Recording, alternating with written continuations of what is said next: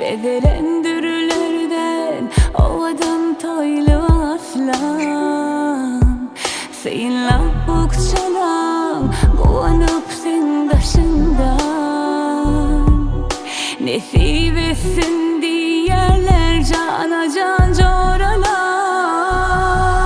Mehremeyim edizeydi sen ovadan elimin uzi Can keven gözünün nuri arzum itlerinin bari Mehremeyim edizeydi sen ovadan elimin uzi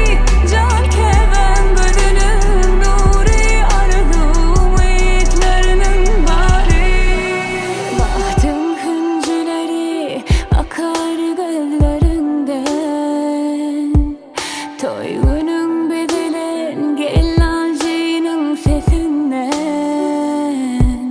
Şöyle fırsat en bağıtlı sen Karışıptın yürekten Şıngırdar düğmelerin Hoşlaşıp mehrem öyü